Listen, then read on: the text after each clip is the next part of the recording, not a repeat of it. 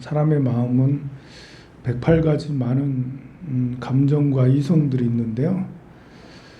그것을 내가 이렇게 선택해서 꺼내 쓴다라는 생각들을 자주자주 하는 게 좋아요. 그렇지 않으면 상황에 끌려다니게 되거든요. 이렇게 뭐 배고플 때 정말 배고프면 정말 배고프잖아요. 그런데 내가 마음으로 뭐 이 정도야 뭐 배고픈 거야 뭐 오히려 살도 빠지고 좋지 이런 생각을 하면 배고픔을 견뎌낼 수 있잖아. 그런데 마음이라는 게 슬픔이라는 감정과 기쁨이라는 감정, 뭐 그 위에 상반되는 감정들이 굉장히 많은데 누가 이렇게 죽거나 아프거나 가까운 사람이 아니면 비판을 받거나 그럴 때 마음이 탁탁 올라오는 마음들이 있잖아요.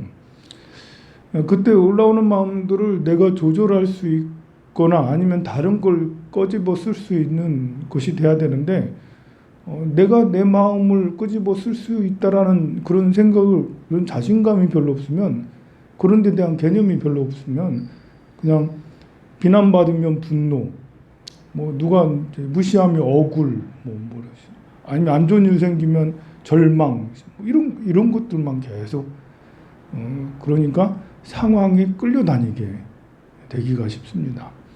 그리고 가만히 있을 때도 조차 아무 일 생기지 않았어.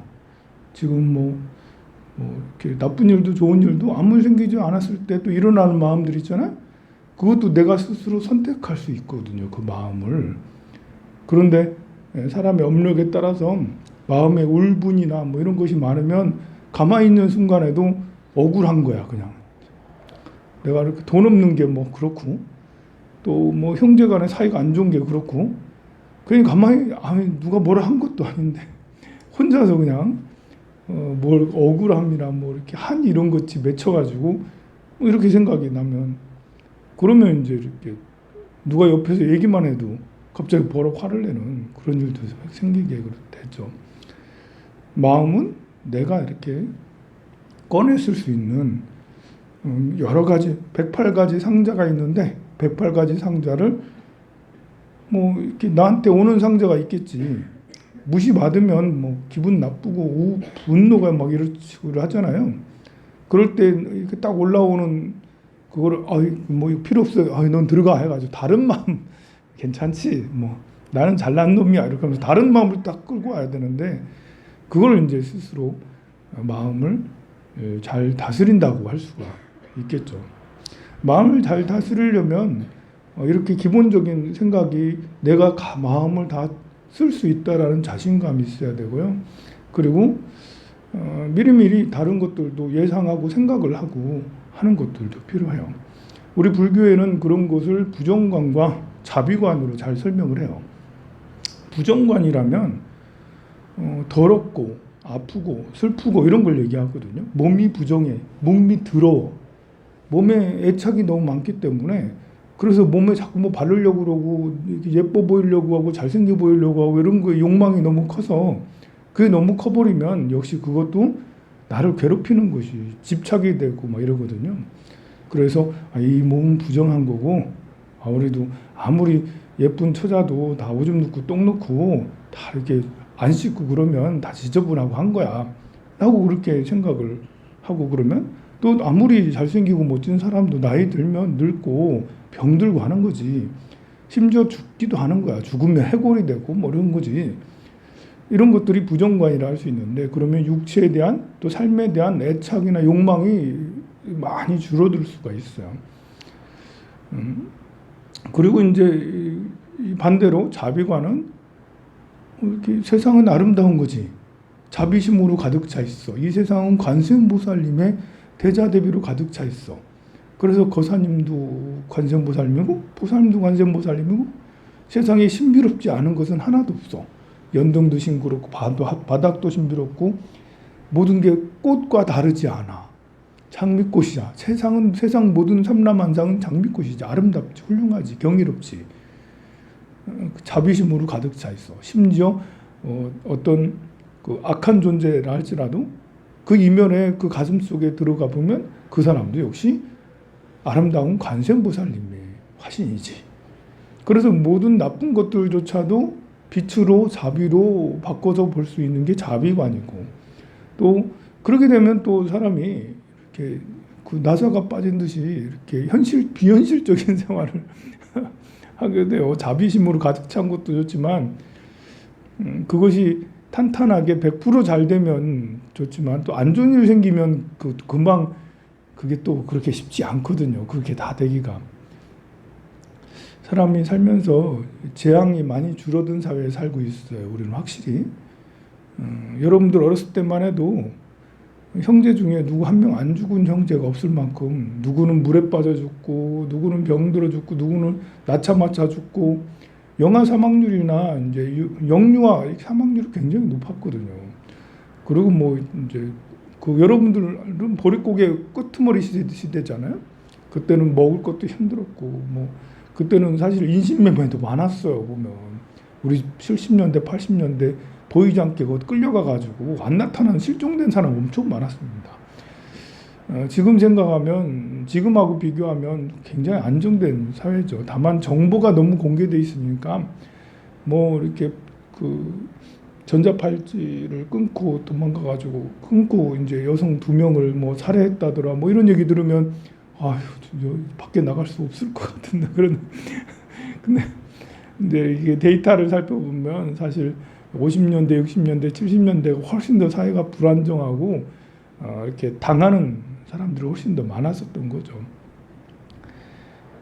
그런 이제 그러니까 이제 그때도 사실 뭐 아들을 잃거나 딸을 잃거나 부모를 이제 보내거나 하면 다들 아프고 힘들고 큰 돈을 잃거나 뭐 이렇게 사기 당하거나 옛날에 사기 당하는 게 얼마나 많았어요. 주식 어디다 투자해가지고 뭐 했지, 뭘 어디 땅을 뭐 해가지고 지금도 그런 사람 많았지만 예전에는 더 많았어요. 보면 그때도 그런 일 당하면 다 아프고 그랬는데요. 요즘에는 더 아파하는 것 같아요. 요즘 사람들은 그런 일들이 확실히 덜 일어나니까요. 그래서 자식이 죽거나 그러면 부모가 정말 힘들어하고 그래요. 옛날에도 힘들어했거든요. 근데 옛날도 다 아파하고 힘들었는데 지금도 역시 마찬가지죠. 그런 일들이 안 일어나면 좋겠는데 그런 일들이 누군가는 일어나요.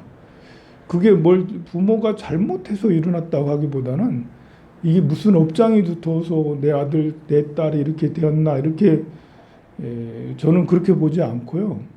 이거는 좀 약간 랜덤이다. 이거는 확률 게임이다. 물론 전생으로부터 많은 얽힌 이렇게 업장들을 생각하면 그러면 뭐 아들이 죽거나 뭐 가까운 이제 뭐 이렇게 결혼했는데 신혼 부부 중에 누가 하나 죽거나 이렇게 되면 그런 일들이 막 발생하잖아요. 그런데 이게 업연으로 생각을 해도 이곳은 억울한 게 많은 거야. 왜 지금이냐고. 다음 생에 그래도 되는데 다음 생에 그래도 되잖아. 아니면 전생에 미리 갚던지 왜 지금 그런 일이 생겨서 이렇게 그러냐고. 다음 생 또는 전쟁이 가득해서 나만 그런 게 아니라 많은 사람이 그러면 그래도 좀 덜 하잖아. 그러니까 근데 그게 참 내 뜻대로 되는 게 아니에요. 누구나 다 과거 전생에 어렵고 힘든 악업을 다 지었어요.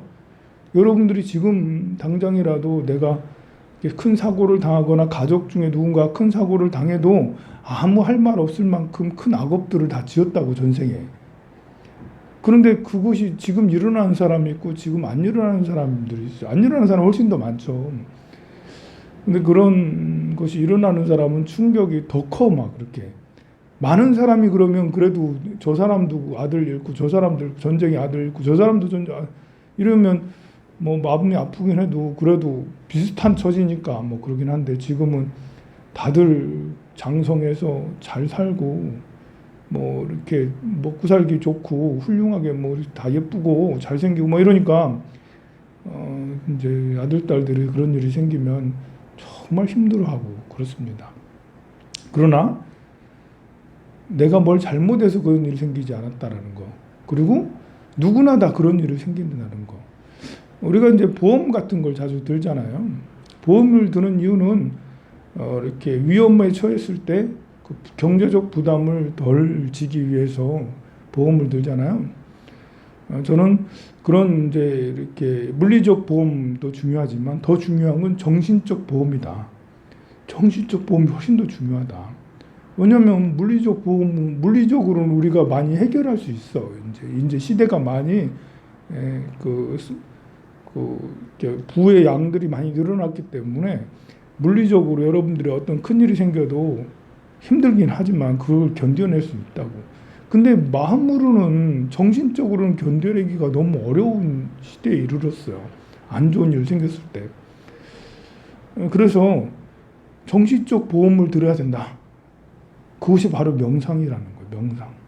그리고 부정관 같은 이런 명상은 진짜 훌륭한 보험이다. 왜 물리적 보험도 이게 내가 큰 병에 걸리거나 누가 죽으면 보험금 받잖아요. 그래서 좀 이제 경제적으로 도움이 되잖아요. 그런데 정신적으로 진짜 보험이 필요한 게 그런 안 좋은 일 생겼을 때 정신적으로 너무 충격이 커서 나머지, 만약에 50대 중반의 보살님이 아들을 잃었어. 뭐 군에서 잃든 어디서 잃든 병나서 잃든 잃었어. 근데 이 보살님은 아직도 30년, 40년을 더 살아야 되거든요. 그러면 50대 중반의 보살님이 그런 이제 힘든 일이 생겼는데 나머지 30년, 40년을 지옥에서 살아야 되는 거예요. 얼마나 힘들겠어요. 괴로움에 처하고 그러잖아요. 그런데 이렇게 우리가 일찍부터 이렇게 부정관 같은, 누구나 일어날 수 있다, 죽는 것에 대해서, 또 이렇게 뭐 그런 안 좋은 일 생기는 것에 대해서 면밀히 관찰하고 나한테도 그런 일이 분명하게 생길 수 있다라는 것. 부정관이라는 것은 단순히 상상하는 게 아니라 그런 환경에 처했다라고 가정도 하는 거예요. 진짜로 내가 리얼하게 생각을 해서 내가 가장 소중히 여기는, 돈이 소중히 여겼다면 돈이 마이너스 10억이 되는 거고, 아들을 소중하게 여기고 딸을 소중하게 여겼으면 그 아들, 딸들이 처절하게 어떤 나쁜 일들을 당하는 거고, 그러면 이제 그런 것을 상상한다고 그런 일이 일어나는 건 아니에요. 보험 든다고 우리가 자동차 사고 나는 게 아니잖아. 보험 든다고 안 걸리는 게 아니잖아요. 그런 것처럼 오히려 이렇게 보험 보살님들이 하시는 말씀이, 보험을 들어야지 안 걸리고 보험을 들어야지 사고가 안 난다고 그러시더라고. 저는 일리 있는 말이라고 생각해요. 미리 예상해서 거기에 대해 해당되는 비용을 들면, 그러면 그게 액땜이거든요. 액땜. 우리가 정촉 때 액땜 하잖아. 액땜. 삼지 액땜. 보험은 완전 액땜하고 비슷한 이치거든요. 그런 것처럼 부정관이라는 것은 아직 일어나지 않은 일이지. 그러나 이 생각을 우리가 이렇게 명상을 통해서 우리가 생길 수 있는 가장 이제 최악의 상황들을 명상하는 거죠. 죽거나 아니면 큰 병 걸리거나 아니면 전신 불수가 되거나 큰 뭐 마이너스 100억, 1000억이 되거나 뭐 이렇게 상상할 수 있는 모든 이렇게 나쁜 일들이 일어났다. 하나 일어났다라는 것들을 가정하고 이렇게 명상을 한다면, 그러면 이제 그것만큼 정신적 보험으로 큰 것은 없다. 또 그렇게 해서 그런 상상들을 해서 명상을 하면 그런 일이 잘 안 일어날 뿐더러 일어났을 때 우리는 대응을 할 수가 있다. 이렇게 30년, 40년을 지옥으로 보내는 게 아니라 오히려 회양을 할 수가 있어요. 우리 노벨상 있잖아요. 노벨은 삼형제거든요. 형제가 아닌 삼형제였거든요. 노벨 가문은 아버지부터 발명가였어요. 뭐 군수용품을 개발을 해가지고 무슨 뭐 수류탄이나 뭐 이런 것들을 개발을 해가지고 했던 그런 분이, 뭐 기뢰죠. 배에 있는 기뢰 이런 것들을 개발했던 분이 아버지고, 러시아에 공장을 지어가지고 군 납품을 했던 분이에요. 그 아들이 3명 있었는데 그 중에 이제 우리가 아는 노벨이 삼형제, 무슨 노벨인데요. 그 노벨은 셋째였어요. 우리 노벨상을 창시한.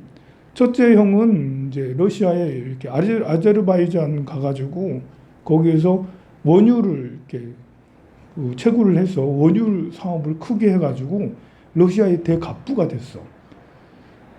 둘째는 역시 아버지의 그런 것들을 받아서 역시 군수 사업 납품을 하고, 러시아가 이제 이렇게 그 세계 강대국이 된 거는 여러 가지가 이유가 있겠지만요. 러시아는 사실 16세기, 17세기 이런 때는 뭐 지역에 이 나라가 있어 할 만큼 별로 이렇게 대단한 나라가 아니었거든요.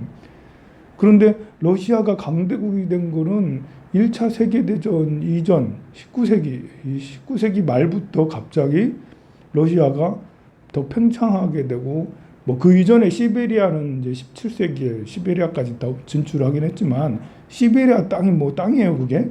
지금이야 대단하지만 17세기 300년 전 시베리아 생각을 해봐요. 거기 겨우 원주민들 몇 명 살고 있었는데 그 땅을 넓혀가지고 그게 무슨 도움이 되고 그렇겠어요. 그런데 그 이외의 지역은 러시아가 제대로 이렇게 하지 못했는데요. 19세기 초중반 후반부터는 러시아가 급진적으로 이렇게 성장하게 돼요. 이게 노벨 형제랑 관계가 있어요. 우리가 아는 노벨상 있잖아. 이 노벨 형제랑 관계가 있어. 노벨 큰형은 아제르바이잔 가가지고 거기서 원유를 캤는데, 원유 채굴을 해서 했는데, 그 전까지만 해도 이렇게 석유 시대가 아니었거든요. 석유는 에너지잖아, 원유는. 근데 19세기 중반부터 이제 이렇게 원유, 석유, 등불 이렇게, 그전에는 고래 기름을 해가지고 등불을 만들었는데, 지금 등을 켜고 그랬는데, 고래를 하도 많이 잡아가지고 고래가 거의 전멸 위기에 처한 거예요. 그런 상태에서 원유를 이렇게 땅에 보니까 이제 아제르바이잔 같은 데는 땅에서 그냥 기름이 올라와. 그냥 땅 파면 그냥 기름이야. 처음에는 옛날에는 그걸 사용할 줄 몰랐는데 이렇게 나중에 그걸 정제하는 기술이 발달되면서 그걸 등불로 쓰게 됐어요. 19세기 그 중반 후반쯤에는 그것을 제일 많이 원유 채굴을 하는 데가 미국이었어요. 원유 생산을 제일 많이 했던 1위가 미국이었는데요. 러시아는 저 아제르바이잔을 뭐 정복해보고 나니까 거기서 뭐 나네? 뭐 이렇게 해가지고 이제 하긴 해도 제대로 이렇게 그 괄목할 만큼 그만큼 채굴을 하지 못했거든요. 근데 노벨 큰형이 가가지고 그것을 있는 것을 보고는 이거는 큰 돈이 되겠다. 이제 원유 사업에 뛰어들었고, 원유 정제도 이 가문이 저거 하는 그 개발하는 그런 가문이잖아. 그 형이 가가지고 원유 채굴하는 방법도 정제하는 방법도 다 개발하고 이렇게 해가지고 원유 생산량이 급진적으로 높아져가지고 나중에 한 1900년 정도 되면 미국 다음으로 러시아가 이제 원유를 제일 많이 생산하는 나라가 돼요. 우리가 알기에는 사우디아라비아가 원유 생산량이 제일 많다라고 하지만 그거는 1950년대, 60년대 지나서 한참 지나서 그렇게 된 거지. 1900년 전후로 해가지고는 미국 1등, 그 다음에 러시아가 갑자기 치고 올라와서 러시아가 원유 생산을 많이 했습니다. 거기서부터 이제 러시아가 그때부터는 이제 계속 원유가 계속 뽑아져 나오니까 그게 큰 힘이 되지 않겠습니까? 그러니 이제 그레이트 게임 해가지고 영국하고 뭐 이렇게 그 러시아는 더 팽창하려고 그러고 영국은 더 못하게 하려고 하는 이런 것들이 벌어졌죠. 그 얘기는 나중에 또 하고, 노벨 삼형제 중에 큰 형이 어쩌다가 이제 휴양지 가서 죽었어요. 너무 고생이 많았는갑지. 스트레스가 많았는지. 그런데 그 당시 언론에서 그때만 해도 셋째였던 노벨은 다이너마이트를 개발을 했거든요. 가지고. 그리고 셋째 노벨은 그런 뭐 폭탄뿐만 아니라 금융에도 굉장히 밝았어요. 자기 형 보고 그 아제르바이잔에 있는 그 석유 정유 회사를 그렇게 그 자금 구하기 위해서 노력하지 말고 이렇게 상장을 시켜서 주식을 발행을 해라 그랬는데, 이런 식으로 조언을 할 만큼 이 셋째 노벨은 금융에도 밝았는데요. 역시 다이너마이트 사업도 잘했어요.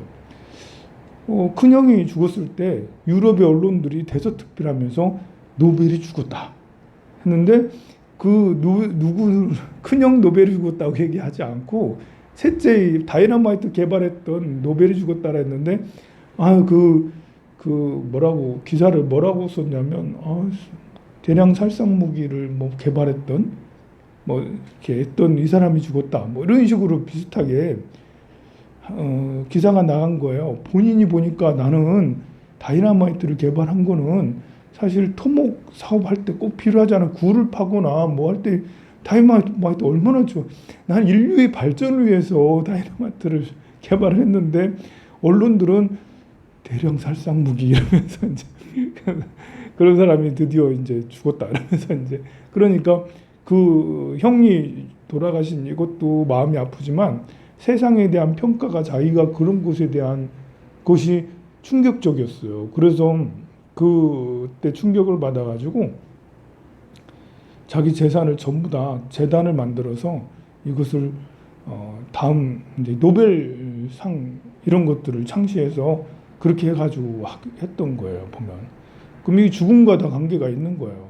내가 죽었을 때 저런 평판으로 되는 것은 너무 힘들잖아. 그게 그래서 그래도 나도 이렇게 좋은 일 좀 해야겠다 해서 그때만 해도 다이너마이트 많이 팔고 이렇게 해가지고 사업도 하고 이래가지고 큰 돈이 있었거든요. 그거를 전부 다 이제 재단으로 만들어서 노벨상을 주게 됐죠. 노벨상을 받으면 10억인가 20억인가요? 한 10억대 뭐 이렇게 상 받았다라는 그 명예도 크지만 적지 않은 돈이에요. 아직까지도 노벨상보다 더 많은 금액을 주는 데는 찾아보기 드물어요. 노벨상은 거의 100년 이상의 계속 해마다 계속 주잖아요. 근데 이 노벨 이 사람이 한 1000억 뭐 1조까지는 아니었겠죠. 한 1000억대, 2000억대 이 정도 되는 돈으로 재단을 만들었고 그 재단은에서 사람들에게 뭐 10억 정도씩 줬으면 1년에 100억 정도 썼을 거 아니에요. 그러면 다 썼을 거 아니야 지금. 상식적으로 생각하면 100년이 지났는데 이거 다 쓰지 않았겠어? 아무리 이자가 많이 해도. 그러니까 노벨위원회에서는 이거 정말 돈을 잘 굴린 거예요. 잘 굴려서 또 어디다 투자해서 어떻게 해가지고 잘 굴려서 지금까지 노벨상을 계속해서 거금을 줄 수 있도록. 돈이 제일 높으니까 또 명망도 제일 높아가지고 그렇게 했는데요. 그런 것 같습니다. 이렇게 우리에게 안 좋은 일은 항상 있을 수 있어요. 그게 내가 뭘 잘못해서 업장이 두터서 그런 게 아니라는 거. 지금 실패를 하고 성공하는 것도 복이 많아서 성공하겠지만 복이 없어서 실패하겠지만 생각을 해보세요. 전생에 좋은 일 안 해본 사람이 어디 있습니까? 여러분들 전생에 나쁜 짓만 했겠어요? 전생에 나쁜 짓 안 한 사람이 어디 있어요? 근데 지금 나에게 내가 큰 부자로 이렇게 사는 것은 복이 많아서 그럴 수도 있지만 운이 좋다. 운이 좋다. 복이 지금 온 게 다행이다. 재앙이 지금 오면 참 복이 지금 와서 다행인 거예요. 그래 생각을 하면 재앙은 다시 내가 아무리 복이 지금 많아서 부자고 뭐 주변에 일이 아무리 없다 하더라도 재앙은 또 언제든지 올 수 있는 거예요. 재앙이 오는 시기를 아무도 예측할 수 없어. 내가 아무리 잘 나가도 재앙은 순식간에 올 수도 있고 다음 생에 올 수도 있어요. 그러니 우리는 복이 생기든 재앙이 생기든 더 중요한 것은 마인드죠. 어떤 마인드를 가지고 살아가느냐. 좋은 마인드를 창조적이고 겸손하고 이렇게 늘 이제 발전적으로 희망적으로 생각하는 사람은 작은 운이 와도 크게 쓸 수 있어요. 그러니까 준비된 사람은 이렇게 마음이 넓고 큰 사람은 그야말로 불씨만 생겨도 큰 불을 일으킬 수 있다라는 거예요. 그런데 마음이 이렇게 절망적이고 우울하고 답답하고 이렇게 움츠려져 있고 이러면 작은 것만 생겨도 금방 우울해지고 금방 무능해져요. 무능이란 것은 너무 이렇게 비관적이고 부정적이다 보니까 무능한 거예요. 유능한 사람은 희망적이니까 유능해진 거지. 아니, 무능하고 유능한 것은 사실 사람들마다 큰 차이가 있는 게 아닌 거예요. 사실 본래. 그런데 이제 본인이 마음을 잘못 다스려서 너무 우울해지고 부정적이고 하다 보니까 무능해져 버리는 거예요. 아니 그 아이들 보세요. 아이들 칭찬해주고 잘한다 잘한다 하면 춤을 추면서 뭐 열심히 하고 다닌다고요. 아이들한테 너 그래서 뭐 하고 너 해봐 공장 밖에 뭐 이러면서 이제 아이들한테 그 혼내고 그러면 아이들이 기가 죽어가지고 아무것도 안 하려고 그래요. 보면 그러니까 이렇게 유능해지고 무능해지고 하는 것들은 마음에 따라 달려 있는 것입니다. 그러니 어떤 마음을 가져다 쓰는 것은 굉장히 중요하다고 할 수가 있어요. 여러분 그래서 평상시에 마음을 내가 스스로 조절을 해서 내가 어렵고 힘들다고 할 게 아니라요.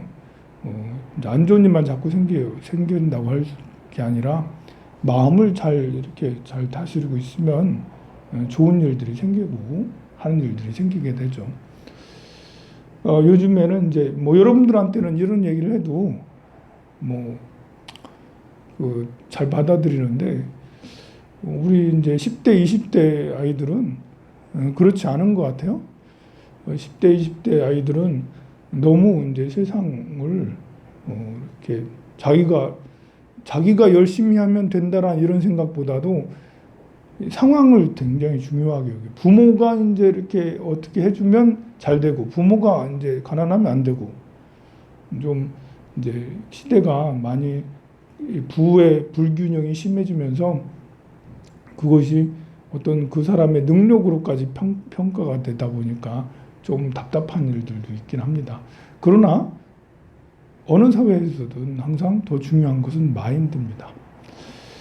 그래서 러시아는 그런 식으로 해가지고 이렇게 쭉 안 되겠네.